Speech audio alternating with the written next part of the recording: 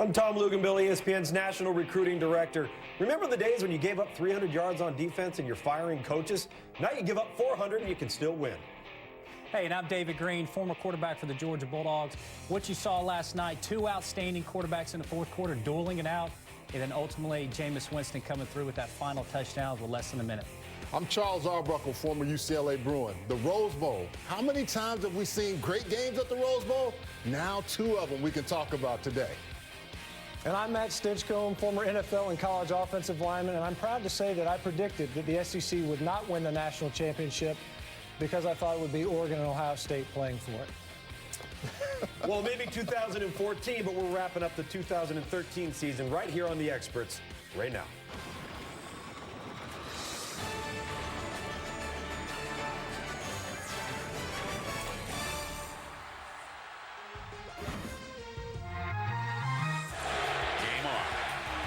It's a meltdown by the #1 team in the country. Florida State is clearly still on their heels. You're playing for a national championship. There's a lot of pressure. Winfield's got seams in the 30. He's gone! Now the heat clearly on Auburn. Mason steps outside right, breaks the dayline. Touchdown, Auburn! Remember that Heisman Trophy winner you were hoping Florida State has? It's time. It's Benjamin! Florida State, touchdown! We champions. We can say that we are champions together. Welcome back in here to The Experts. We're all high-stepping like Jimbo anyway. We've been talking about that now for all night long. Good to have you with us. Make sure you join us on Facebook, on Twitter. We're going to have our Are We Wrong? Do we switch it to Are We Wrong? It could be we. No, it's Am I Wrong? Hashtag Am I Wrong? We're going to bring that to you. But first, let's bring you the ultimate highlight, the expert highlight of the BCS National Championship game between Florida State and Auburn. So Florida State up early. It's 3-0. Teams kind of feeling each other out, guys. And then Auburn, a little misdirection, a little conflict of assignment match. Well, you look at it, I mean, Green, you pointed this out, it's a corner crash. Yeah. Absolutely. You got the safeties rolling over top, got to screen the other way. It's a perfect play call. So Auburn up 7-3, but the pressure was on for Florida State. Good defensive end play, staying inside, keeping him inside, making sure he doesn't do anything. You think play action meant anything in this ball game, fellas? Some of these shots, wide open receivers, linebackers being bumped by the play fake. You're so worried about the run, you have to respect it, but you got to also respect the pass. So uncharacteristic errors here after Auburn goes up 14-3. Jameis Winston, not only was he pressured, it's very difficult to bring him to the ground, but he coughs up the football. Auburn recovers. A little bit of a replay, ensuing drive for Auburn now, guys. Yeah, I'll tell you what, at that point in time, I was wondering if Jameis Winston was going to be able to react as to respond in a positive way, especially after this answering score. Ooh, Auburn up 21-3. What do you do, Florida State? What do you do? Are you backed up? Do you have a punting situation? Do you have the guts, David? How about this? What a play call, and he had to do it. I mean, think about it. Now, if he didn't get it, everybody would be going, what a terrible play call. But, hey, able to get the touchdown on this drive. Ooh, there he is. Oh, there you go. This was nice, right here, this 3rd and 8. Jameis Roethlisberger. And he needed that, guys, for his confidence. Nothing went right in the first half. That was a big play. Well, and then Devontae Freeman, he's going to take it in from 3 yards out. Now, keep in mind, this puts it 21-10 right here on your screen with guess who, Charles? Florida State getting the ball coming out of halftime. Well, look at the power up front by Brian Stork, just manhandling up in the center. And this is what you needed to come out and get some momentum for yourself. Well, that's what allowed, I think, it set the stage for the second half and what we're seeing, getting Kelvin Benjamin involved in the ball game, but more than anything else, giving your team something to play confidently about.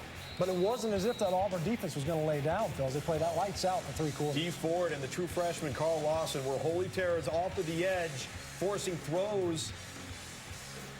And Luke, there's a poor one from Nick Marshall. Luke, this was a costly turnover. When you look at great championship caliber teams like Florida State, able to capitalize off this turnover and put it back in the end zone for a touchdown. But what about LaMarcus Joyner being here at the right place at the right time? This could have gone ugly the other way quickly. The ball advanced down the field by the interception, and he's able to pick it up. A great leg whip on that. All right, so the ensuing drive, you've got Winston, Chad Abram, the fullback. He takes it in, and lo and behold, do we have a bit of a phantom officiating call. Well, guys, this was a great play right here. by him looking inside, holding the flat defender. You quarterbacks will appreciate it. Then going out to the outside to the big fullback. You always forget about fullbacks. They're kind of the forgotten guy. As a quarterback, sometimes you just got to do the little things right. And right here, look at this right here. This was awful. This was an awful call. But in a game of this magnitude, you cannot. Not when you miss a face mask. Not when you miss all these other. He might have been saying, "Hey, you guys remember when we went to summer camp? You don't know." Let him play. Hey, Kermit Whitfield. He can scoot just a little. Bayou ability.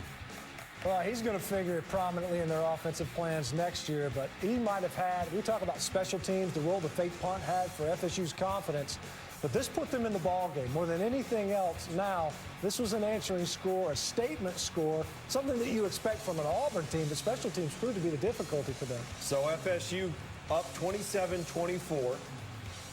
Florida State momentum back to their sideline. Next drive now for Auburn as we see the Jimbo high step. Tiptoeing to the 3rd and 11. Nick Marshall scrambles and finds Sammy Coach. Now, these are the types of plays all year long that Nick Marshall has pulled out of his hat. Man, he's able to get through and buy time. We talk about Johnny Manziel, but Nick Marshall showed it all year long as well. If Auburn wins the game, in my opinion, that is the play of the game. You cannot be flat-footed as a defender. You come up, you got to make that tackle. That was 2nd and 16, guys. Trey Mason with a huge run. Me, myself, and I, De La Soul, his daddy is proud of him. Everybody's proud of him. Brent Musburger saying everything. De La Soul. Auburn takes the lead 31-27. Just a minute 11 go. It's Heisman time for Jameis Winston. Jameis Winston starts off the drive for 8 yards to Rashad Green. Yeah, thank goodness Rashad Green showed up in the receiving game. Kelvin Benjamin, quiet night. But this is what sets up to go. Ellis Johnson talks about they give up trash yards. This ain't trash, fellas. This smells pretty good if you're Florida State. So FSU at the Auburn 23-yard line right now. Later in the drive, after the replay and the yards after catch for Rashad Green, offense is in good shape. Jameis Winston to Kenny Shaw now, as Jimbo's once again on the treadmill. Where's the get back coach on that one? Well, I thought Jameis did a great job here. Just taking what they give you. Yeah, just get the first down, move the chains. Devonta Freeman out of the backfield, takes it down to the 5-yard line. This is a crucial call here, guys. Obviously, with the PI, it's a good call, in my opinion. They let him play. They let him play ball. Other than the phantom call versus Devonta Freeman, it felt to me this is a good call. This is a good call.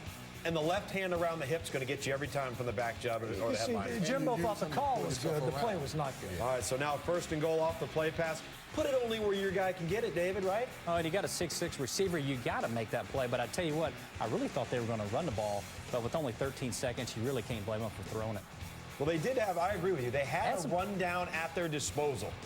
But when you've got this one-on-one matchup and the size disadvantage, and you Chris Davis and Kelvin Benjamin, who they had not utilized for most of the night, you've got to take a shot in the Well, and you know Jameis at this point in the game is really in control, really playing with confidence. I don't blame Jimbo Fisher. I thought it was a great play call. All right, so last chance for Auburn. It's 1st and 10. The initial throw from Nick Marshall. He decides to take it deep, incomplete. 3 seconds left on the clock. Hey, guys, I was still one thinking final play. Auburn, with the way they played this year, that's a lot of time for them. Well, after this lateral, I thought Auburn's going to win this game. Right about here, you're going, uh-oh. Yeah, it looked like the Music City Miracle there for a moment. There for a second, I thought Trey Mason was about to chunk it 60 yards. I was like, you can't do that. There's linemen downfield. The guy coming to cut off again, LaMarcus Joyner. Always seemed to be, he's a heads-up player. You think Jimbo's relieved? I mean, you talk about a guy who followed a legend in Bobby Bowden, returning FSU to prominence, and keeping in mind, you close out the BCS era with an FSU championship. FSU played for 3 straight, winning 1 to open up the BCS era. It's almost fitting that it ends this way. How heavy is that ball, by the way? That's Waterford Crystal. It's the heaviest of crystals. Maybe 9 pounds. Looks like he was flexing pretty heavy on that. All right, so Florida State wins it 34-31. You see the numbers there.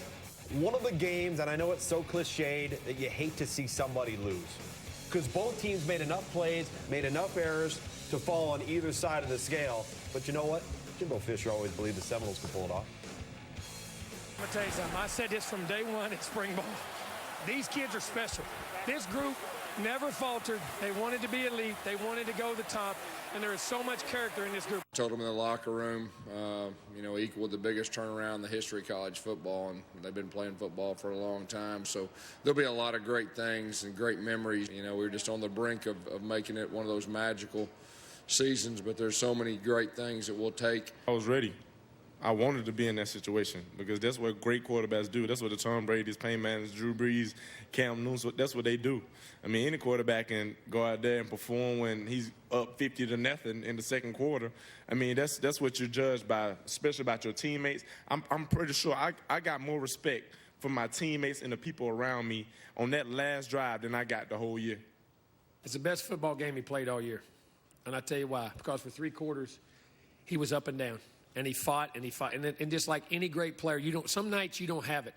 When you can go back, and you like the great ones do, it's not my night, but we got a chance to win this ball game. It's in the 4th quarter. I got 1 or 2 touches left, and you can take your team down the field and lead them to victory. That's what a great player is to me. Well, I want to get some reaction off of those comments from Jimbo Fisher, because for a team that was not battle-tested coming into this matchup, for a team to take the field and not really know what they would do as a coaching staff if they got behind, or if they turned the ball over, or if all of a sudden they were playing out of a hole. All of those things happened early. And then you hear Jimbo Fisher referencing what type of kids they have. That's the chemistry element. That's that thing that you can't bottle, you can't manufacture it, but everybody knows it when they see it.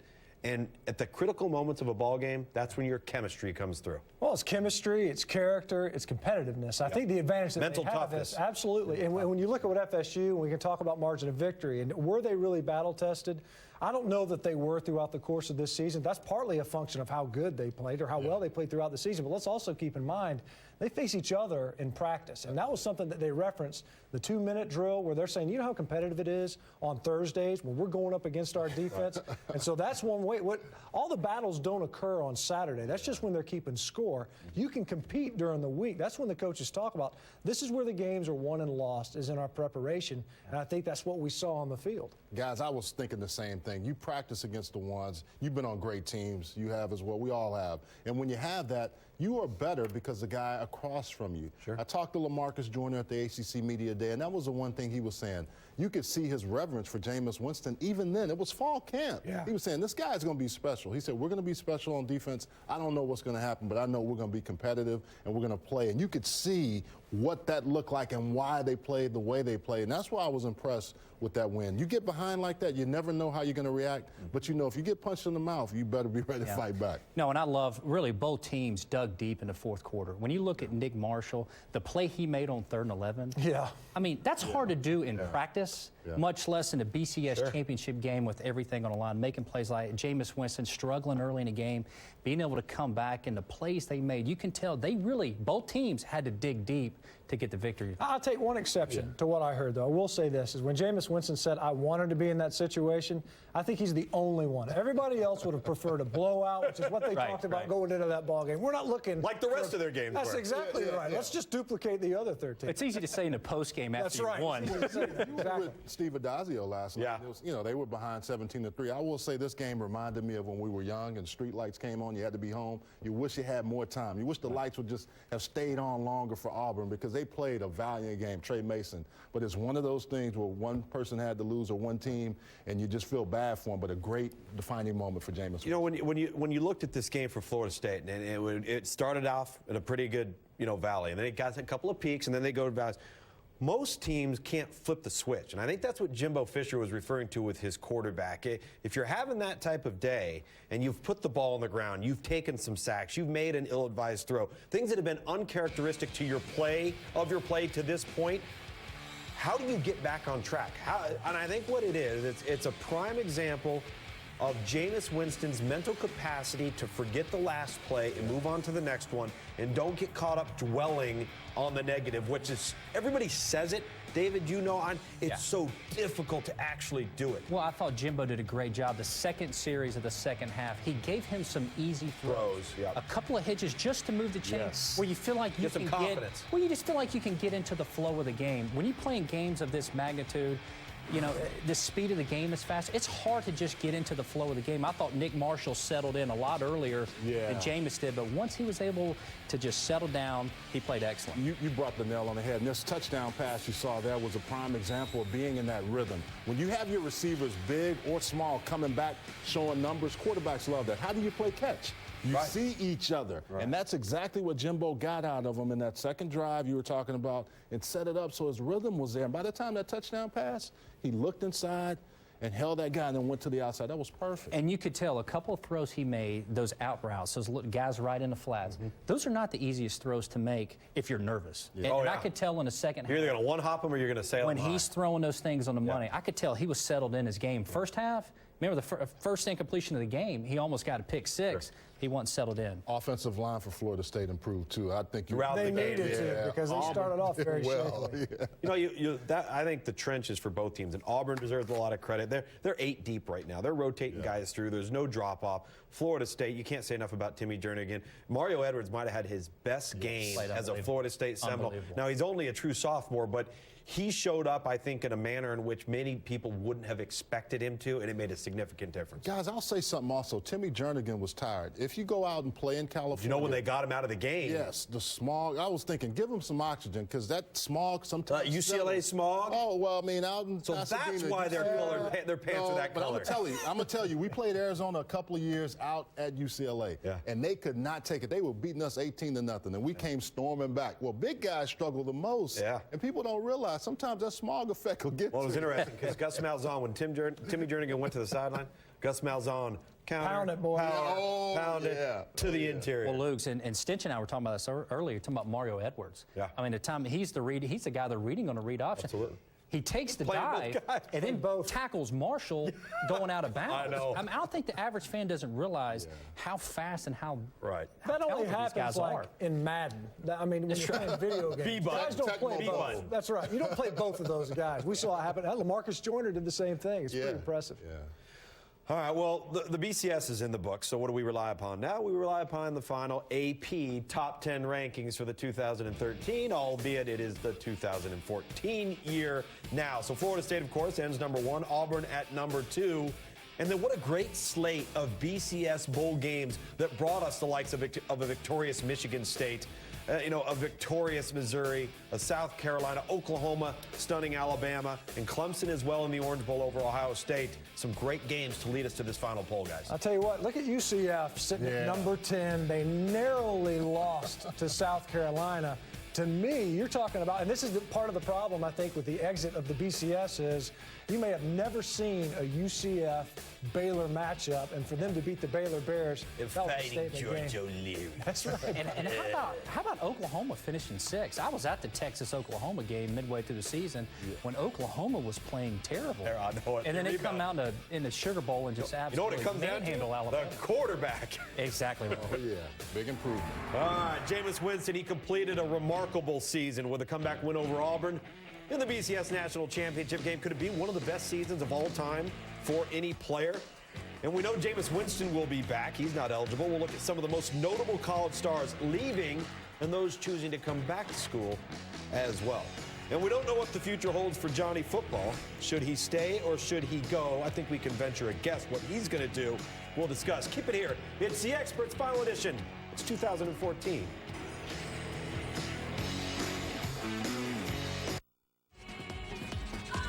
He has become a sensation. Number 5 jerseys being sold in the bookstore. The cameras have to be rolling. The lights need to be on. Winston looking for O'Leary. It's a touchdown, and Winston into the end zone. Winston got it off. Rush shot again. Stays on his feet. Launches one in a single coverage, and it is caught! Are you kidding me? A miraculous touchdown. I'm starting to get the sense Jameis Winston might just be a gamer. What a grab by Kelvin Benjamin. Fumble, scoop, and score. Here goes Green. Touchdown, Florida State. A night of nights for Jameis Winston. I'm trying to tell you, Florida State bringing that swag back.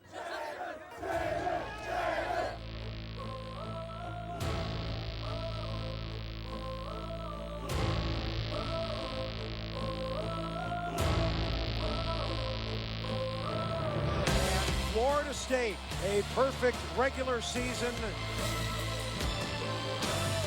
I love this man right here and his family. I love these. Hey, I love all y'all. Florida State University, your ACC football champions. Every football player in the world dreams about winning the Heisman Trophy. And the winner is Jameis Winston, Florida State University. I love everybody in here, but I got one thing to say. At Florida State, if we're going to do it then, we do it big then.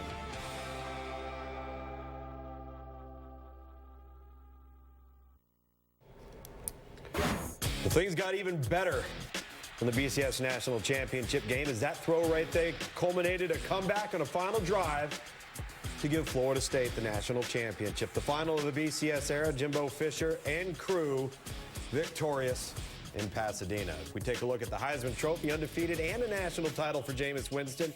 Cam Newton pulled off that feat as well in 2010. Mark Ingram in 2009. A lot of success by Alabama State schools, Alabama homegrown prospects. So Jameis Winston, a remarkable year. I think some people have almost become numb to the fact that freshmen are routinely doing this. Whether you're a true freshman or you're a redshirt freshman, it's becoming more the norm than it is the exception. So with that being said, regardless of class, will this go down as one of the finest seasons in all of college football history? I think it will. I think maybe not just as an individual. I mean, a lot of comparisons have been made to some of the other dynastic programs. When you think about what Miami was doing early in the 90s, or late 90s rather, when the BCS era was starting to come in. And then you look at what FSU was able to do this season, the fact that they ran the table in the regular season, they were able to get the conference championship, and then to be able to rally and win this conference championship, or the national championship rather, to end what has otherwise been an SEC-dominated era.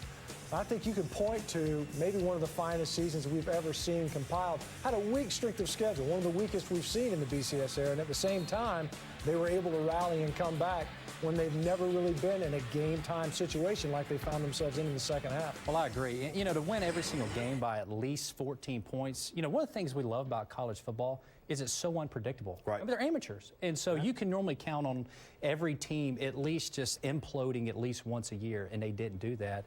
It's one of the most solid, well-rounded teams that I've seen in a long time. They did for 2 quarters.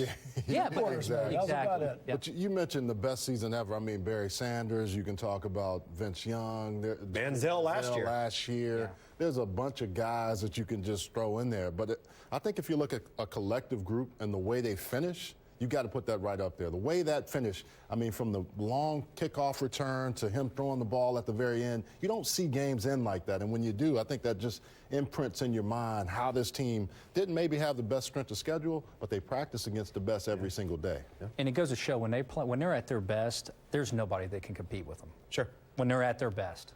Athletically, if you look at all 3 levels of the defense, you look at them offensively with, as you mentioned, the personnel around Jameis Winston. You know, to have the type of season Jameis Winston had, the stars need to align. Yeah. You've got to be able to walk into that huddle as a redshirt freshman, and you can't have other redshirt freshmen or true freshmen around you. Right. You need to have upperclassmen, established leaders, established playmakers, where your eyes aren't the only big ones in the huddle. You know, you're the only big-eyed guy in the huddle. And the problem is, with Jameis, his eyes never got big. Well, in this game, I will say, in this game, I noticed a couple times in the first half, I thought, this guy's a deer in the headlights. Yeah, this is a look that we haven't seen from him.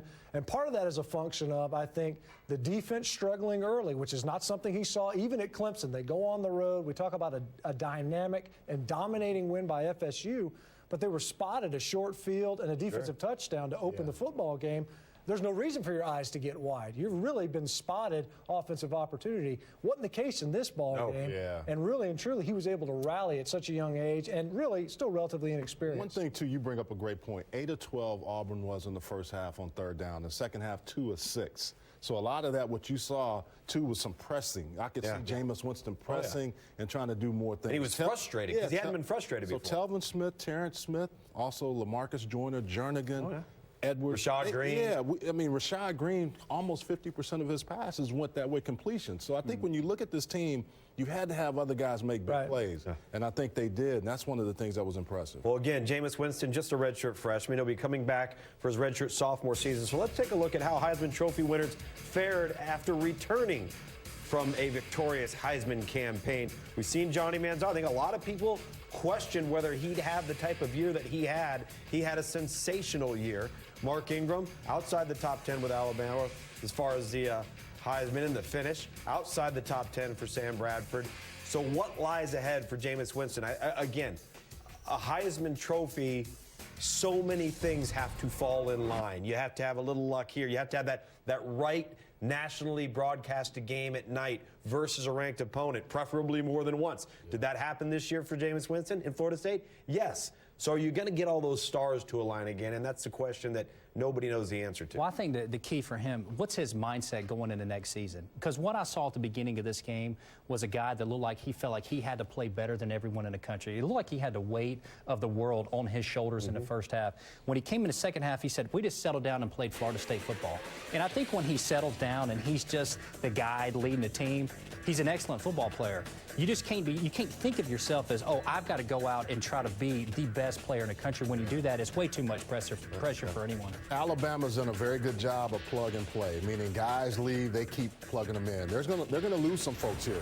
Stork is gone. I think Kelvin Benjamin's gone. There's a lot more guys. I can't name them all, but I think the one thing you have to do as a constant is that you have Jameis Winston. How much you going to put in? How much work you're going to do? I know you're going to play baseball. That's fine. Right. But when it's football time, you need to really grind hard because you're going to lose some things, and that leadership has to go to another level. You guys have played the quarterback position. You can have a great year, but when you yell at certain guys, you got to know who you can talk to and do certain things with so they get behind you. Yeah, don't get too big too quickly, which could be an easy thing to do when you're a national champion, a Heisman Trophy winner as a sophomore. But the other thing, too, is I think those other pieces around him, will they still be complementary pieces? Will he allow them to be complementary pieces? Don't try to be bigger than you need to.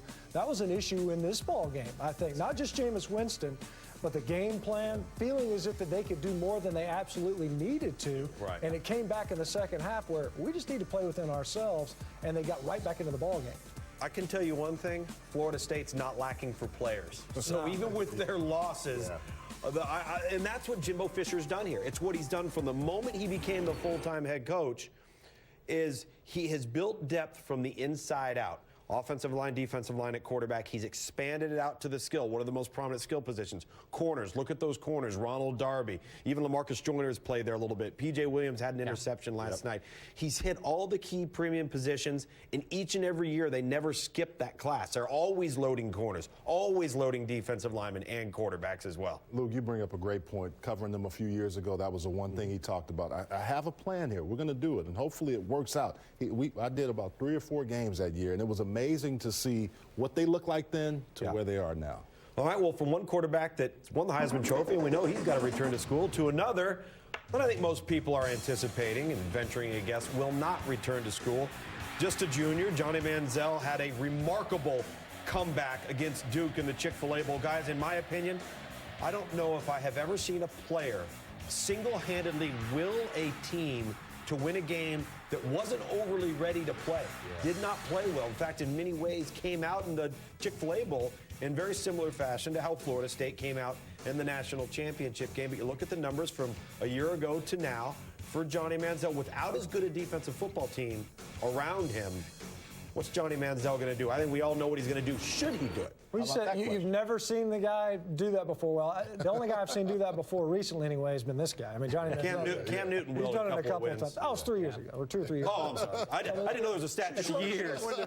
I've got a quarterback's memory. I forget what just happened. Please proceed. But the, you know what? People are questioning, should he leave? Should he go? He's not going to get any taller. All these things. I don't think the guy's game is going to change. And so if he comes back another year, is he more, quote-unquote, disciplined in the pocket? Is he going to play, quote-unquote, within the scheme? Is that something that you're looking for? I don't think that's going to happen for him as a collegiate. Now, I do think it's going to have to change for him when he goes to the pros, and maybe that's what it will take.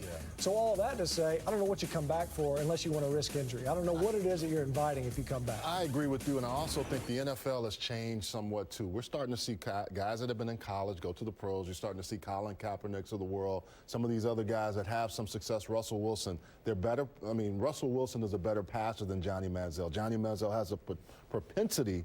Some of those things you see, you're not going to be able to do each and every week. But we say that, and then you see guys making plays. So I think for him, it's time for him to move on, get with the system, get to somebody that can give him the right blessing. Well, that's it. And, David, I think that it's two things in my mind. Where would he go? Yeah. Being in the right place at the right time that's going to accentuate his strengths and mask his weaknesses. And secondly, can he learn to protect himself?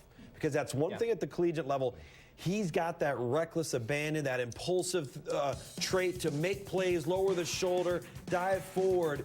At some point or another, he's going to have to be disciplined enough, David, to protect himself, or he will not make it with his stature through a 16-game season. Well, no, you're absolutely right. I don't think his stock can get any higher, but is he willing to do the little things? Because you've got to throw the ball on timing in the NFL. You can't run around. You're not going to be able to run from defensive ends and linebackers. You can't make a living that way, especially if you're the franchise quarterback. They're going to make sure you get the ball out quick. Yeah. One guy that I think of, remember Ryan Tannehill? Remember when he came out, everybody was saying, very athletic, but can he do all the things? Texas A&M guy. Right. He learned under Sherman, which was good because it was a pro style set, yeah. But he still was one of those guys. When he first started playing, he was running around. But he was, but from a stature standpoint, he's you know, a if you're a guy, 225 guy, you're a 230 guy, you're a Jameis Winston builder, you're a 6 foot, 205, 210 guy. If you don't protect your body, which is I think what Russell Wilson does a great job of. We're seeing Robert Griffin III get banged up. And he's a 6'3", 220 pounders. One of the things I love about Johnny Manziel is his competitive spirit. And that's one thing you can't, I mean, when you look at the great quarterbacks, they are extremely competitive. He's Fran Tarkenton. It doesn't matter what game they play. Or Archie Manning. He's ready to show up and play every But he's Saturday. Fran's size, though. But you know who he's like in basketball terms? Allen Iverson. Nobody's heart was bigger. Yep. And just go out and try to do, to your point, competitive greatness. Like, I'm going to beat you. I don't care how big you are. All right, so let's take a look at a few guys that we know are coming back that will be on the gridiron in 2014. Brett Hundley, the UCLA signal caller, choosing to come back for his senior campaign. I think this is a great move, Charles. I agree, Tom. We agree on a lot of things, but we doubly agree on this. Well, and there's opportunity in the Pac-12 maybe next year, depending on what happens at Oregon. I'm actually stunned that Braxton Miller was even contemplating this. Maybe as a tailback, as a dynamic athlete, as a quarterback, he's got to come back to school. And then Sean Mannion at Oregon State, he's got some pro-style talent, David Green, if you're going to put him in the right scheme. Well, no question. He's also got some pro-style receivers out there at Oregon State with him as well. And then Marcus Mariota, which I think he would have fit very, very nicely into this draft. So either way, I think he would win. But now that Blake Bortles has decided to enter the draft, we're expecting Johnny Manziel. It's going to be very, very interesting as you take a look at some more players coming back out of Oregon. Ekprealoma, I think this is smart. Yeah, I think so, too. You get another chance to play against some high-powered receivers in the Pac-12. Hone your craft, get better. Melvin Gordon could come into the season as the Heisman Trophy favorite, just from a sheer number standpoint, considering he was sharing time with another 1,300-yard rusher in James White at Wisconsin. But a game-changing talent, no question about it. You know, you look at some of these guys coming back, though, like a T.J. Yeldon, and you wonder, look, you got Kenyon Drake, obviously, and then you're going to start sharing some more carries in that Alabama backfield with Henry. And so you start chopping up your numbers a little bit, and you almost wonder, in those instances, should guys make the jump knowing that you might not get as many touches? Those are kind of the elements, I think. You got to know your current roster as opposed to what kind of NFL roster you might fit on when it comes to whether or not I should declare for the draft. And staying in the SEC, I'm interested to see Todd Gurley next year, a healthy Todd Gurley, and see what he can do for the Bulldogs. Well, if you just consider the true juniors, guys that didn't redshirt that could be eligible for the draft, Todd Gurley's one of them, T.J. Yeldon's another. If Jonathan Gray can come back from that devastating injury, that's going to be difficult to do. This could be a very heavy, talented, true junior, early entry into the NFL draft class, regardless of position across the board coming out of the 2014 season. Just added impetus, right, on recruiting. When you look at it, I mean, you've got these guys, even if you play them early, you've got 3 seasons with them. Yeah. Dorial Green-Beckham, I want to see how he develops after his first year. This second year was a huge jump. Let's see what he can do with Matty Mock now, probably. You know, if barring any injuries or anything, being his quarterback, those two, how do they play together? And staying at Texas, how about Malcolm Brown, the running back that filled in for Jonathan Gray, really had finished the year off really good. Well, everybody wishes they had a crystal ball, right? Yeah. No crystal ball for us. But we can tell you who is leaving to go play in the National Football League. So with those guys coming back that we just talked about, somebody's got to stick around and play. Teddy Bridgewater's decided to take off. We'll look at guys heading to the league and maybe how that affects their football team. And Texas has their man in Charlie Strong. We'll talk about that hire and what Charlie Strong brings to Austin. Stick with us. It's the experts. How about the hard court? Boys, I know you love some round ball. I do. Holy smokes, Jimmy Chipwood could be there. Harvard versus UConn, 7 p.m. Eastern. Tomorrow, Texas versus Oklahoma State, the 11th ranked Cowboys, 9 p.m. Eastern.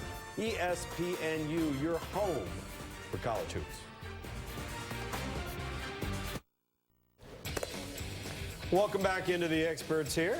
How about some notable prospects leaving and declaring early for the National Football League draft? Jadeveon Clowney, of course, making his status known at the end of the Capital One Bowl in their victory over Wisconsin.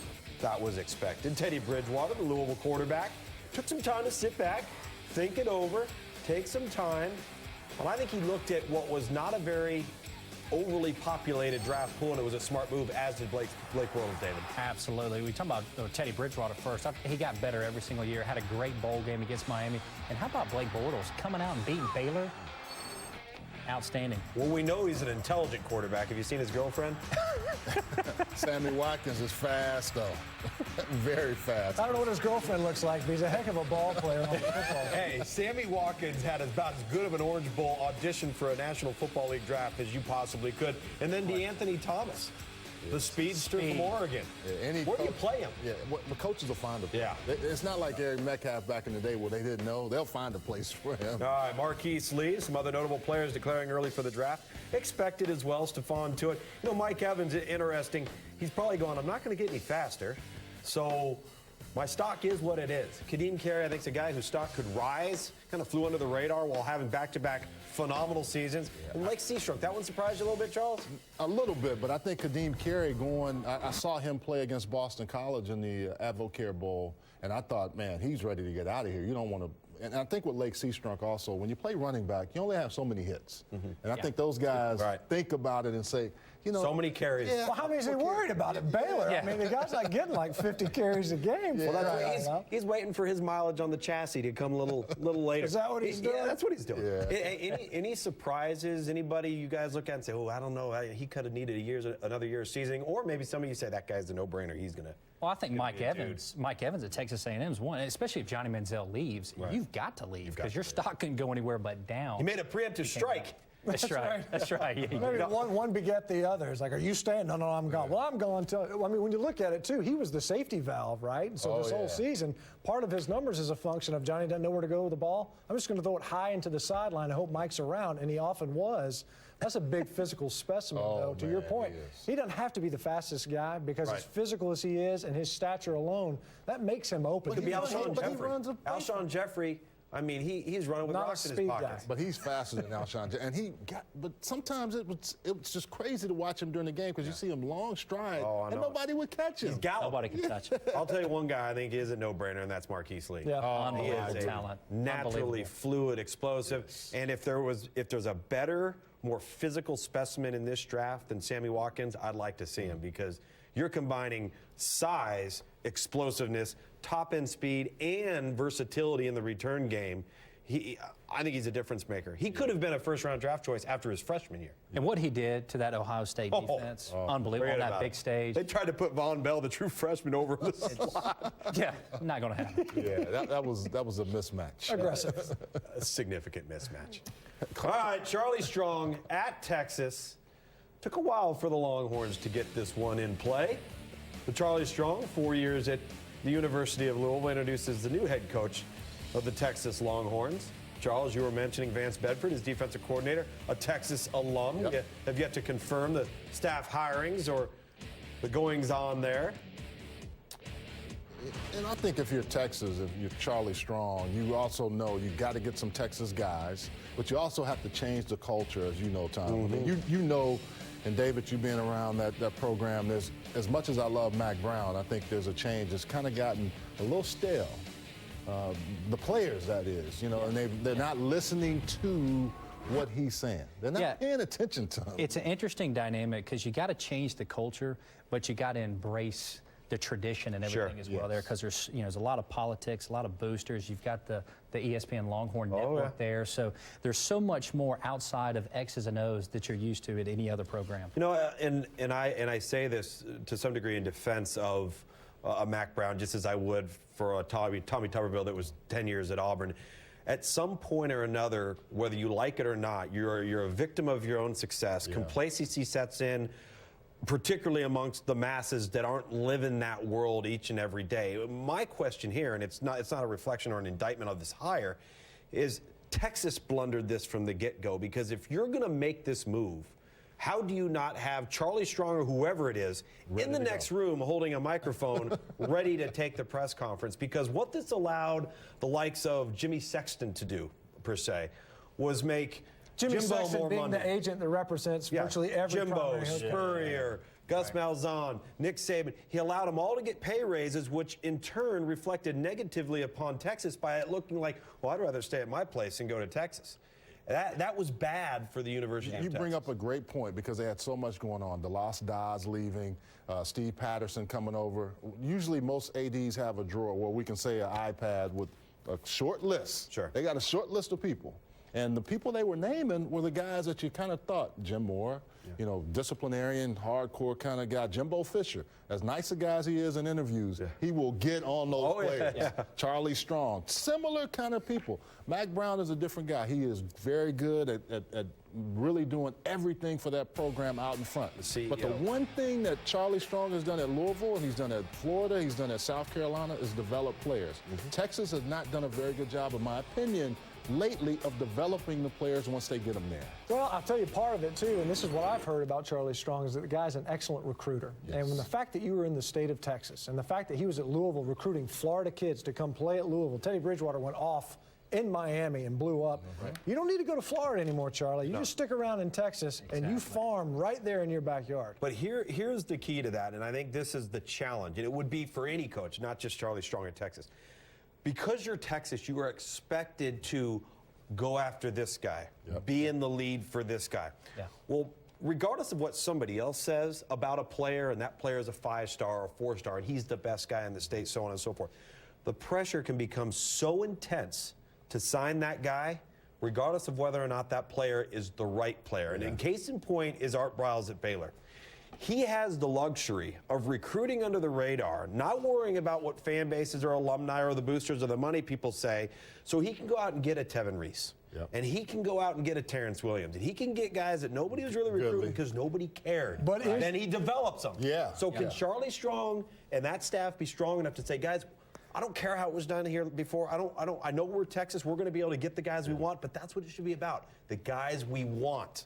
Not who everybody else says. Luke, the key is the one position you've got to hit on is quarterback. Oh, you betcha. And if you look at Texas, Charlie Strong's inherited a good football team. They got a great defense. They got a great running game. What's the one thing that held them back this year? Me and this man are going to disagree with you just a little bit. You need offensive linemen. They haven't had an offensive lineman drafted since 2008 in the National Football League in the state of Texas, where I grew up. Come on, man. That is crazy that you don't have some big old guy that can go play and get in front and be physical. And that's the one thing there, too. You talk about recruiting, they've recruited too early on some of these kids and got them there early, and they're not players. And the problem with Texas is, I'm sorry, Matt, you get what I call finished products. Because of the advancements in the off-season training programs, kids now devoting themselves to one sport, no longer playing 3 sports or 2 sports. A guy becomes the same player at 14 that he is at 18 and the same player at 22 that he was at 18 with no ceiling for development. That's why in that state, you gotta be in the weeds a little bit and find that guy that's the best player for you, the Manziel, the LaMichael James, the guys that nobody's on that are great football players, and be brave enough to take them. That's the thing. And to me, with this new regime, they have to be willing to provide him with the political cover, because you've already alluded to it, David. It's a very political position. To me, this is probably the most powerful, influential position you can hold in college football and not be on the administration side. When you look at it, and so Steve Patterson, it's now incumbent upon him to say, I got to run interference from my coach to say, we have to sign the right guys. We got to recruit the right guys for what we want to do, and it doesn't matter if the high school coaching ranks don't like what we're doing, because as intense as recruiting battles can be, the intensity on wins and losses is that much larger. I don't care who you brought in to win these ball games, if he was 5-star or if he was 2-star, what I need for him to be is a star at the collegiate level. This ain't high school all-star football here. I need you to be a great college football player. And it seemed like some of the challenges they had this year, take the running back position, is you almost had too many stars. And it seemed like their identity, they were trying to figure out who they were. You've got an excellent running back in Jonathan Gray. You got Malcolm Brown, who everybody saw how good he was late in the year. Joe Bergeron was start for about every team in the SEC, and he was their third-string running back. Right. And you're going, who's the guy? None of those three can throw the ball. That's right. Well, one of the key points, too, is at some point, he has to also get Mac to come back. That's going to run interference also. That's true. At some point, just like Bobby Bowden, we saw him all over the place. At first, he didn't want to go around, which is fine. He wanted to let Jimbo establish his program. Mac has to come back and help run interference. Say, hey, no, this is a good guy. Because there's a faction of Mac fans that aren't happy with what happened. With how it went down. Or at least embrace former players and that kind of deal. All right, so we know Texas, that vacancy's filled. How about a couple of vacancies that have yet to be filled? Head coach Bill O'Brien leaves the Penn State program for the Houston Texans in the National Football League. And, of course, Charlie Strong swapping Louisville for Austin. I think these are two great coaching destinations, and I include Penn State in that discussion because they've brought down the scholarship reductions to some degree. You've got a built-in quarterback. The players that they've been recruiting, and Bill O'Brien gets a lot of credit for this. I think everybody was worried about the numbers and not having enough numbers to compete, but also saying the players that really want to play for a championship, they're not going to be good enough. They're not going to want to go to Penn State. That actually hasn't been the case. They've got good enough players. These are two good destinations right now. You remember that studio right over there that you and I sat in, and we spent 5-6 hours talking about Penn State and how bad it was going to be for him? Right. You and I mean, we talked about it, and to see what he was able to do, and we talked about it that night. Crisis management, being able to take everything and keep people together, keeping recruits. If guys want to leave, let them leave, but let's keep Penn State guys. Yeah. He's done that. Bill O'Brien has left that place pretty nice. And in both conferences, there's opportunity for upward mobility. I mean, when you look at the Big Ten, I know Ohio State, Michigan State, excellent job. Michigan State, incidentally, their defensive coordinator, Pat Narduzzi, I don't know how he's not a prime candidate for that Penn State job. Right. I know Munchak is available. Al Golden has interviewed. Obviously, he's no longer in there. James Franklin's a name. But if you're not looking at the defensive coordinator who has been dominating and led the Michigan State Spartans to a Rose Bowl victory in that conference, then I think you're overlooking a gem that's sitting right there at one of your competitors. How about Greg Schiano at Louisville? I know a lot of people are saying Penn State, but yeah, Bobby Petrino's another name. You're I mean, look, crazy. Let me tell you something. To Louisville. You need to run to the restroom, take a test right now. Hey, they mentioned Bobby Petrino at Kentucky, for crying out loud. You're nuts. I'll say this. I'll be surprised if a Chad Morris at Clemson doesn't get a shot at that when you look at the way they finished the season. That's a great call. And what's interesting earlier is when you said we have two job openings, Penn State and Louisville, and then you had to qualify, and I include Penn State. That's the job that Charlie Strong has done, is that Louisville is seen now as maybe the superior job opening to a Penn State, that we would have to mention that. That's the implication of those NCAA sanctions and the fact that those are being alleviated. I'm going to go out west. Noah Mazzone.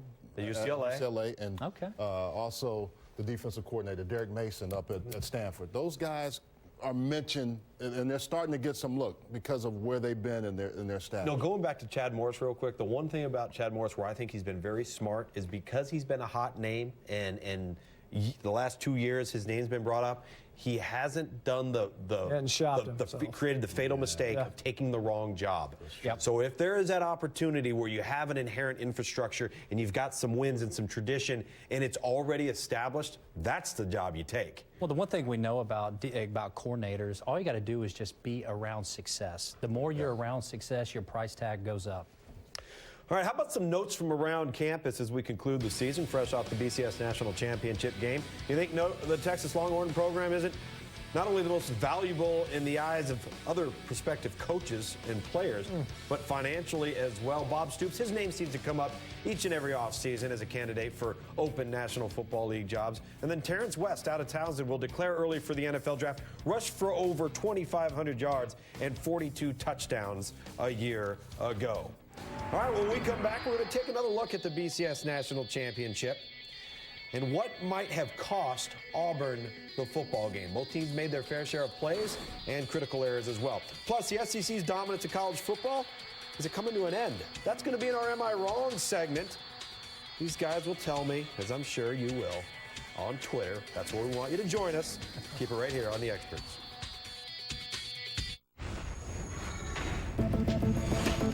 On first and goal from the two, he's back to pass. He's looking, he lost it to the end zone. It's Benjamin! Florida State, touchdown! Florida State, touchdown! With 13 seconds left, the big man at 6'5", Benjamin goes up to catch it. And the Noles are 13 seconds away from a perfect season. All right, take a look at these little choice nuggets. Last time the BCS championship was won by a team not in the SEC, the 05 National Championship game in the Rose Bowl. Look at the winning score. It occurred in the same end zone. Jameis Winston, a Heisman Trophy winner. Vince Young, the runner-up. 2 decisive drives to pull out the victory for their respective team. Very, very impressive. So, reaction once again, the end of an era. And the Florida State Seminoles from beginning to end. You know, you look at Auburn and you say, you know, every time they needed something to happen, it happened. Yeah. And so you're figuring that they think if we get into the fourth quarter, that lightning's going to strike twice. But I think that's where the layoff comes into play. You know, if you don't play 3 or 4 days after, like these teams had done getting hot, the layoff came into play, and I think that ended up allowing the more talented team to become victorious here. A couple of things you overlook sometimes, too, are special teams in these cases, and a lot of muff pumps for Auburn, and then the kickoff return. Yeah. You know, those kind of things come into play sometimes in these games, and then the conditioning. You know, as good as Auburn was in that first half on defense, I think they got a little tired in that second half. You know, and it's hard to quantify, but you can't miss focus in football. You cannot. Rashad Green catching that ball should be tackled by 2, maybe a third guy, breaks it for 40 yards. Those kind of things you just keep seeing in your head. When I think Florida State returned that kickoff and they finally got the lead, they knew at that time, this is ours to lose. Right. And then when Auburn came back down and scored, Jameis Winston was playing with the most confidence he had the whole game right there at the end. And what I was so impressed about is he didn't force the throws. Right. Second and 4, just take what they give you. And as a young quarterback, the one thing you worry about is him forcing balls downfield. Pressing. And I thought he did a great job not doing that. And what proved to be the problem, though, is that the defense gave him quite a bit, and it was on one throw to Rashad Green. I mean, that was the thing to me where I thought more than anything else in this ball game, Auburn was playing out of its depth. It was playing over its head and take nothing away from their performance. And maybe that's something they could have done with more consistency. But even defensive coordinator Ellis Johnson said, we've got our concerns. But he knew they could play man coverage in week 1 versus Washington State. But Washington State is a different proposition than Jameis Winston throwing balls to Kelvin Benjamin and Rashad Green. But eventually, it's like blackjack in Vegas. The more times you sit down at the table, the odds are in their favor. And when the more times you're facing that type of passing attack, the odds are in FSU's favor. And ultimately, I think they just got up on top of them with more opportunity to win. Well, there were plenty of ups, plenty of downs, and a lot to debate for this game. So that brings us to our Am I Wrong? Hashtag Am I Wrong? We know you've been sending them in all day. Actually, all 3 of our Am I Wrongs today brought to you by that man right there, Matt Stinchcomb. Is that how it works? So, of course, I point out the only guy that's too scared to be on Twitter. So, I'm on Twitter. Let me go ahead and let's get it. Let me go ahead. Yeah, exactly. Watch. Oh, hey, all 4 tires ran over him, buddy. All right, here we go. Auburn became too conservative in the second half. Am I wrong? On defense. On defense. I think you're wrong. And the reason I say that is I don't necessarily think that it was so much what Auburn was doing as it was what FSU was doing. I think we've documented it well here, is that Auburn played very well early in this ballgame. Let's also keep in mind, though, there were some missteps by Florida State. A couple of drops, a couple of missed targets by Jameis Winston, a nervous freshman quarterback, and an Auburn defense that was playing very aggressively. But I don't know that when you've got a lead and you've got the momentum, do you play all out the entire ball game? And so it's easy to say that now. So I think it was a shift in philosophy. So I'm going to tell you then, because I'm going to say, because you wrote this one, that you are wrong. and I'll Interesting. That I would contradict myself. Yes, you will. Yes, exactly.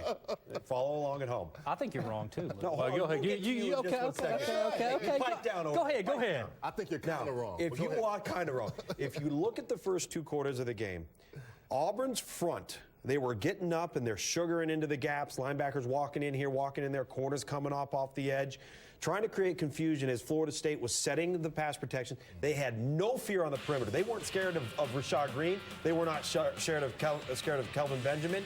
They got up in the face of these receivers. And the one thing Florida State did not do to combat that was run crossing routes, which are distinct man beaters. They got after Florida State's offensive line. They got after Florida State's quarterback in Jameis Winston. But if you fast forward to the 3rd and 4th quarter, we saw a lot more just base 4-man front, a little bit more zone. We saw Jameis Winston throwing the guys open in holes of the defense. For whatever reason, without getting burned by the blitz and the man-to-man, Ellis Johnson chose to get out of it a little bit, and that's where I felt like they got away with what was so successful in the first half. I think a couple. Have I convinced you? No, you have not. Well, go ahead. Well, I'm going to say that. Why should you? Think about this. Right? 14 points in the second half. 7 on were kickoff return. Right. Another 7 came from an interception that Nick Marshall threw. Right. And I think Jameis Winston just played a lot better ball in the second half. Some of those early passes, he didn't throw them very well in the first half, and I think But he was under duress, they though. also dropped passes in the first half. Yeah, they did do that. The defense for Auburn played really well, except obviously the last drive. Much better job by the offensive line protecting. When they did come with blitz, I saw a couple of times Jameis Winston, wherever the blitz comes, what do? Go to that area because it's vacated. He got some momentum there. So I think Ellis Johnson said, hey, let me back up. He couldn't get to him with 4, and they were protecting a little bit better. Devontae Freeman, James Wilder, they were picking up that blitz better in the second half, and I think that is one of the reasons why I said kind of wrong, because I just think that Auburn defense started saying, okay, how do we stop this guy now? Yeah. He is in a rhythm that we can't change his momentum. Because D4 was still getting sacks in the fourth quarter. Yes. All right, so for your second statement, go ahead. My second statement that I choose not to contradict. I actually believe this one. Well, you wrote it. In college football right now, defense is dying. Am I wrong? I don't believe that you're wrong. I think you phrased the question terribly. Thank you for that, Tommy. First of all, it's a second your shots. You know what? You bring up a great point, though. Last night, when I watched this game, I thought, man, this is a good defensive battle early on. And then sooner or later, they're getting tired, and one defense gets better than the other. So, yeah, I'm so used to seeing 45 to 42 or 50 to 45 that it's nice sometimes to watch a game, and you see guys on defense, Mario Edwards, I can say, hey, he had a great game. Telvin Smith, Terrence Smith, making plays. See, I don't think the defense is dying. I think the definition of what is acceptable has changed. Defense as we know it is dying? Is that better, Professor? Yeah, 10 years ago, you give up 350 yards, and head coaches are changing coordinators in the offseason. Now you give up 450, and you might win the game 50% of the time, if not more. The offensive style of play and the skilled athlete and the way offenses are spreading you horizontally, spreading you vertically, how do you hold up in space anymore? You can't. And I think it would kill a defense, wouldn't it? Well, look at Nick Marshall. How do you actually defend a guy like Nick Marshall when you're going to run the option? You can hand it to Trey Mason. You're reading him. And then you got the quarterback running. Then you got the play action pass, and you saw how accurate he was last night. I think that's one thing Nick Marshall showed last night is how good he is as a passer. Hitting Sammy Coates across the middle of the field, hitting Melvin Ray. It's very difficult to defend a quarterback. How about rule he can changes? do that many different things. The rule changes are all seemingly on behalf of the offense, with targeting changing things. And also, let's keep in mind, the Big 12, they added an official just to expedite how quickly these offenses can go. Consider this, and this is statistically driven, is why I brought this up. You look at the fact that over a 5-year period, 10% scoring has grown. And so you look at that, that's twice as much as any other 5-year period. The most it's ever grown is 5% at a time. And then you take into consideration that over that same 5-year period, the number of offensive snaps has grown 6%. That is 6 times what it's ever been before. There's just more offense out there. We'll put this real simply. Alabama's defense beats A&M on the road and gives up, 600 some odd yards? Okay. They lose to Auburn on the road. They give up almost 300 on the ground, all right? But there's 24 FBS schools, and 123 of them would take Alabama's players on defense right now, probably over theirs. Sure they would, and yet they still lose the ball game. Right. And there's no question in my mind that pace, that tempo, that the fact that it's a 40-second play clock, that has revolutionized the game, whether it was intended or otherwise. And because of the rules changes and the fact that you can go as fast as they can set the football is killing defenses. Thus, defense is indeed dying. I think it's hurting also, too, offenses. You see, it's killed them until they've been dead. I think it's hurting offenses, especially quarterbacks. Think about it. Because it's all now fast. What'd you guys learn? Hey, let me take and digest this. And the pro-style offensive quarterbacks are probably better suited right away to go to the pros because they have that. It's not 90, 95, 100 plays. Let me just go, and we're just going to keep going. I'm going to really learn and manufacture and marinate on what I just did. So the next time I see it, I'm much better. Like Jameis Winston in the second half. Just saying. FSU just set a record, 723 points scored in a season, outstripping 2008 Oklahoma. Offenses are getting bigger and they're getting faster and more creative. More. So I'm going to give them, they're going to coma. Until it's further in a vegetative state. Defenses are in a vegetative state. Okay. Straight up. All right, here's our final Am I Wrong for you. This is a pretty good one, and it's created a lot of buzz on your Twitter account. That he doesn't have. All right. The SEC dominance is the beginning of the end for the conference. Am I wrong? I think we've started to see some unraveling of that beginning of the end over the last few years. I've seen that over the last few years. I think you're wrong, Ludes. And I say this for a couple reasons. I'm not wrong. I didn't wrote it. He wrote it. Once again, I didn't write it. I too am going to contradict. Right over to, right, all four tires over. You know, I think you're wrong. And I say this because when you think of it as a 17-year-old recruit or 16-year-old recruit going to a game, where do you want to play? What kind of environment do you want to play in? Do you want to play in like an LSU or an Alabama or some of the other conferences? And I think just the excitement in the SEC, they're going to continue to get some of the best players in the country. I am completely wrong. You're wrong? Because I phrased it. Yeah. No, it's not. Until all the best players decide, you're right. Until all the best players in the most highly populated recruiting pool in all the country decide to go somewhere else in droves, then it's not going anywhere. You bring up a great point. As much as the Pac-12 wants to do with facilities and do all of those things, there's only a few places in the Pac-12 that will manufacture the enthusiasm that you'll see on a Saturday at Georgia, at LSU. And until they can do that, and I think even these coaches, you see James Franklin, he's in the SEC struggling with those guys to get people out to Vanderbilt, to a nice stadium, nice facility. What team in college football right now would fit the best in the SEC? The team that just won the national title. Bingo. Yeah, but that's never going to happen. Yeah. But here's the thing is that they don't need it. One of the things is... But there's only one of them. How are you going to... That's exactly right. Yeah. And so if you're going to go into the ACC, or do you want to play the odds where, let's remember, too, you can only sign so many guys. So there's 4, maybe 5 opportunities in the SEC to play for a national title and make the jump to the NFL, whereas in the ACC, what, are there 2? Will there be 3 now that Louisville's joining full-time? I don't know. But if I'm playing the averages and I'm a recruit, I go to the SEC. Guys, let me play devil's advocate. And then you have, 2 teams, A&M that comes in from the Big 12. You've got Missouri coming from the Big 12. I thought they were going to struggle. They played actually pretty well and competed at a high level. So maybe the SEC is top-heavy, which it is. But there's still some things down at the bottom. But the top changes. That's the thing, is that the top turns over. Yeah, we're going to see that. But you got 2 teams that come from the Big 12 that are very, very competitive. So I think... And what we're finding is the bottom is changing as well. Look at Vandy. I mean, they've been winning 9 games a year. Look at Auburn. That was quite, quite spirited. That was. Was it? It was. This room reeks of mahogany. Hey, and what about Clemson as well? Bring Clemson to the You're right. Yeah. All right, well, the BCS era went out with a bang, but was Florida State's win over Auburn the best championship game of all time? And we had lots of surprising finishes and strong, bold performances, but what were the best? We'll take a long look at that. You stay classy, Tallahassee. It's basketball. More hoops for you on Saturday's showcase. The home court of college hoops, Iowa State versus Oklahoma at noon. Missouri versus Auburn, the 25th ranked Missouri Tigers, 2 p.m. Eastern time. On the U, and 2 more games for your love of round ball. Ole Miss versus Mississippi State, 4 p.m. And the Knights, fresh off of a BCS bowl win, going to support the basketball guys now, right? I thought we were talking about bowling. No, we're talking about the hard court versus number 17 UConn at 6 p.m. Eastern on ESPNU. A team of destiny, the moniker given to their opponent. The Seminoles turned that into the proverbial sign of disrespect, as if somehow, even if a team couldn't conquer them, divine intervention would. Defiantly, they vowed to stare down Destiny's darlings and write their own script. Why, they reasoned, do you even bother to practice if destiny is against you? They bristled at every doubter, exaggerated every slight, and convinced themselves that no one believed in them. But the truth is, the Seminoles just embraced their own destiny, a destiny of dominance. They set the stage by allowing no one to stay closer than 2 touchdowns in the regular season.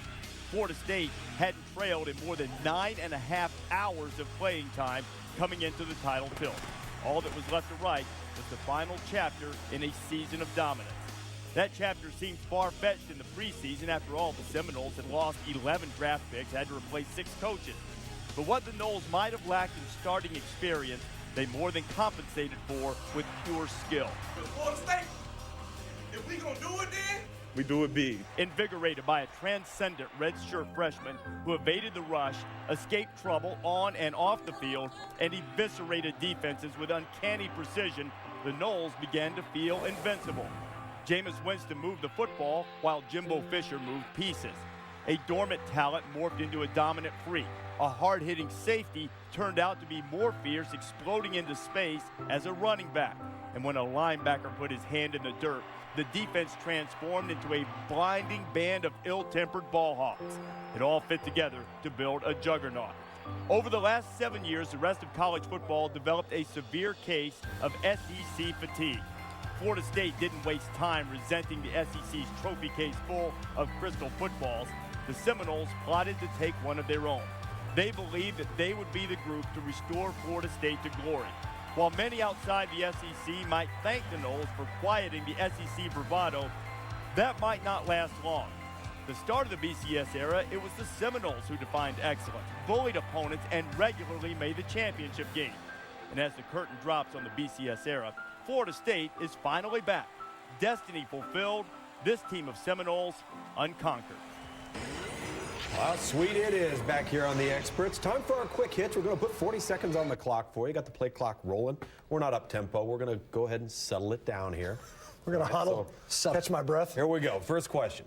Was this the best ever title game? There's been some pretty good candidates, hadn't there? I mean, you think back to 2005, something we touched on a little bit earlier with what Vince Young did for Texas in that same stadium. 2010, Auburn, same team, Auburn versus Oregon. And that was a tie ball game. They drive down a game-winning walk-off field goal. I think that I might have to point to that one to say, look, I mean, if it had to end and it ends with that one play and it's the swing of a leg, I might give that one just the edge. The only other one that I can think of that was like this was that Miami-Nebraska game. You remember that? Oh, yeah. Orange Bowl. That, I mean, it was similar to that, but I think Vince Young winning was, those three kind of stand out in my mind. I don't know if I'm going to give this one the top rank, but I can remember I'm going to go old school. I'm going to go Florida State. Now, this is for BCS. Florida State, Nebraska, Tommy Frazier, Charlie Ward. Remember, it goes. Oh, yeah. Yeah. It just said title game. You didn't say BCS. Just said Charlie Ward and Tommy Frazier. Listen. Tommy Frazier, Charlie Ward. All right. So in the last year of the BCS, did it get it right in crowning the best team in college football? Yeah. Yeah. No, as it has in every other year, in my opinion. All right, we still have 37 seconds. Keep going. Not every other year. I think that's where we disagree. Sometimes it's because of the teams that end up getting there, but it has gotten it right this year. You can't argue with it. I think a team like Michigan State, I just think about them thinking, if we don't lose that one game, can we be in this mix? I mean, it's just a lot of factors, but at the end of the day, it was right. Well, I think all the BCS bowls were actually, look at UCF getting a shot to beat Baylor. You look at the Oklahoma, Alabama. Who would have guessed they would have beat them? Yeah. I mean, I had them getting beat by at least 14, and then the national championship lived up to the hype. The Rose Bowl, Michigan State. I thought they definitely got it right. So we all agree that they got it right. And so with that being said, what is your lasting impression of the BCS era? Well, mine is that it worked. I mean, Thank you. It really did. But listen. I got another one. You're the only one left, big It worked in the capacity for this, is that it was the conduit to where we are now, which is a playoff. Now, I have a little bit of consternation about how those top four teams are going to be chosen, and now seeding has become a little bit more of a scrutinized element of what's going to happen. But there's no way we get to a playoff from where we were before, which was a disjointed, bowl-centric system. We needed the BCS to somehow come into play, and now we've gotten something closer to crowning an on-the-field national champion. It's allowed us to sit here and be on these shows to talk about it, in the discuss it. offseason, because think about it. There was always controversy with the BCS. Always controversy. Stinch needed work. Well, imagine controversy next year when it's really it's only going to get worse. That's what I keep. Hey, ask the college basketball guys. Look, what they think of a committee. 30 years from now, when I think of the BCS era, I'm going to think of Florida State dominating the bookends, the beginning and the end, and then the SEC dominance in the middle. Yep. SEC dominance in the middle. Little bookends. Little bookends with Florida State. Interesting, though, that it's a conference and then a program. That's the thing, is that you got one program bookending it and then an entire conference being the meat of the sandwich. Alabama winning a lot of those. You could also argue that the slate of BCS bowl games in its final year were probably best as a whole throughout the era. So what was this most shocking moment for you guys? UCF over Baylor. I mean, as much as I like UCF, I still never allowed myself to say, you know what, I think the Golden Knights are good enough to beat the Baylor Bears. And that's because I got drunk on Baylor early in the season, having seen them firsthand. And even after they dropped the ball game. Yeah. But the fact that the Golden Knights proved to be as good as they were, I think that was the most surprising. Oklahoma beating Alabama for me. I saw Oklahoma play Baylor early in the year, and they were awful. Trevor Knight wasn't as good as he was. Blake Bell, they were not good in the running game. But you talk about a coaching job that they did, Bob Stoops and his staff. Yep. That was incredible the way they played. I'm the same way Oklahoma, because the Trevor Knight that we saw in the Sugar Bowl was not the Trevor Knight that you saw in the regular season. Yeah. All right, so regardless of BCS or non-BCS bowl game, best bowl performance you saw all season, I'm going to start, hands down, it's Johnny Manziel. I agree. Hands down. Well, so why do we even bother? Because we still have 33 seconds left. You can't take all the seconds, Tom. Stop doing that, These folks at home are counting on you. Let's leave. I'm leaving. No. Give the people what they want. Is it okay if I sprinkle in a little Taj Boyd? I mean, is that fair enough to you? When you Sammy look at Watkins. That, yeah, Sammy played pretty well. Teddy Bridgewater. Teddy Bridgewater. He take it easy. Yeah, he dominated Miami. Oh, you didn't watch the Chick-fil-A Bowl then. Michigan State's D without Max Buller. Yeah, that's a great point, too. I mean, there have been other great performances, Tom. Take nothing away from Johnny. He's got a trophy to be the artifact of his great play. But you're right, though. For Johnny to be able to do that with the way their defense was playing and put up 52 points. What is he, Indiana Jones?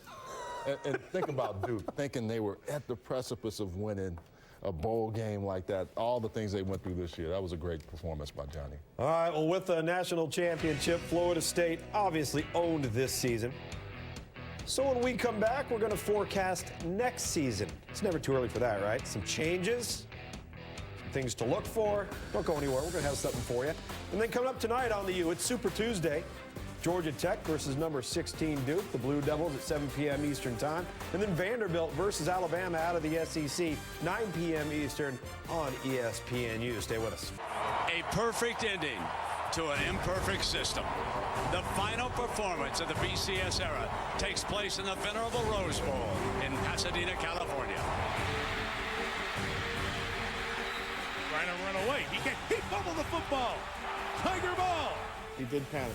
Because they he had put time. Right back square on his shoulders, on the Heisman Trophy winner's shoulders, and he flunked the test. Here is Marshall. He's keeping left side. Trying to outrun the defense. At the 5. To the pylon. In the end zone. Touchdown Auburn. I wonder if this is a what about a fake right here? punt here, you know? This is a fake. And they bring an end around off of it, and they're going to get a first down with Williams. Freeman, touchdown, Florida State. Like you said, you start off with the fake punt, lights a fire under your team, lets everybody know we're here to win. Back to pass. He's looking deep. He throws right side, and it is intercepted by the Noles, P.J. Williams. Winston going to put it up. Lays it off to Abram. Touchdown, Florida State. Whitfield's coming out. 30, 40, daylight. Headed for the end zone. Touchdown, Florida State.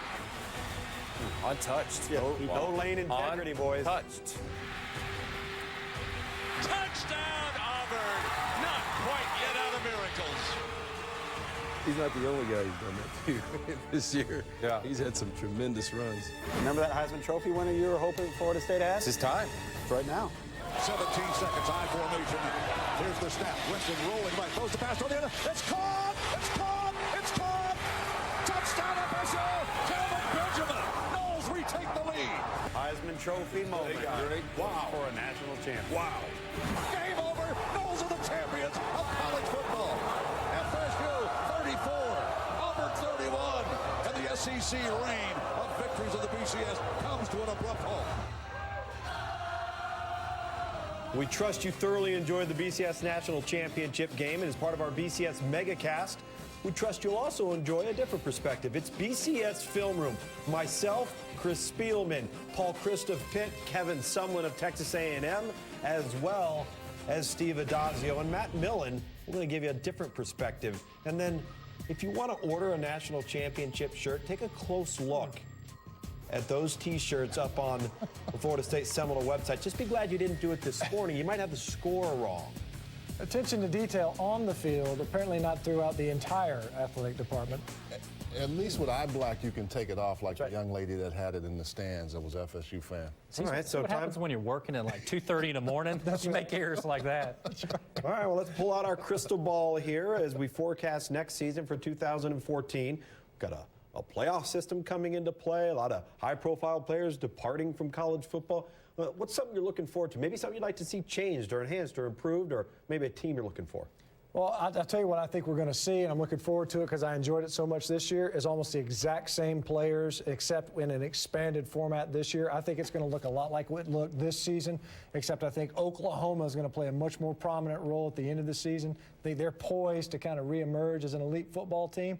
But I cannot wait to see how this playoff system is going to work because, as we pointed out today, the BCS, it worked. It had its flaws, but it finished strong. Can the college football playoff pick up where it left off? I want the rules committee to get in and sit down and talk about this targeting rule, make adjustments to that, stop having this be a stoppage in play and let guys play. There's going to be mistakes, but I don't want to see people's knees taken out. Well, and I want to see the change in the targeting call as well, but for different reasons. There was plays this year when they go back and replay it, there was no foul. I've got the solution. You want the solution? Give them a chance to take the penalty back. Well, you don't even have to do that. Here you throw the flag. All right? The official goes, picks up the flag, turns his little mics on. He waves the flag. He says, we have a potential targeting infraction. It is under review. That's what they're going to do. No penalty is thrown.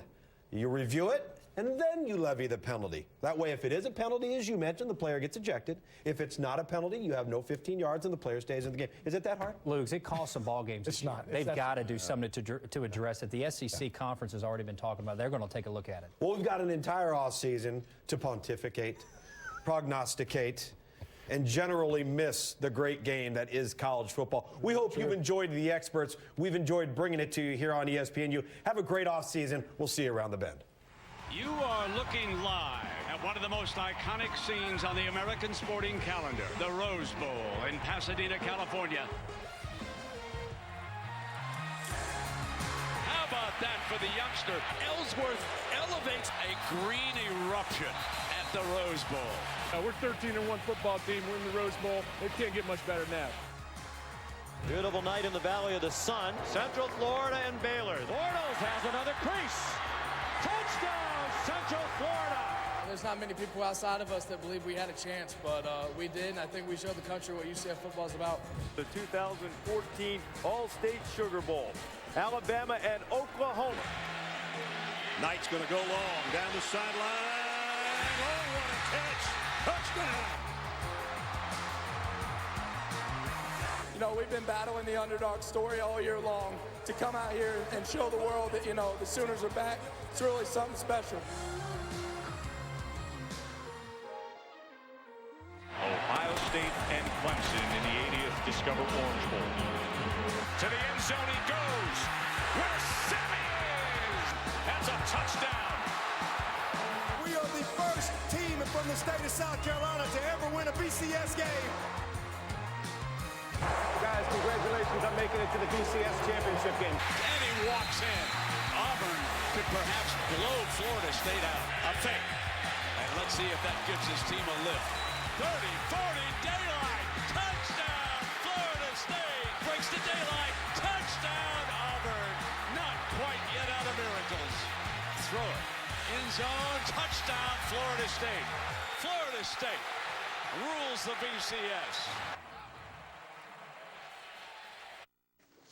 Yo, I got dibs.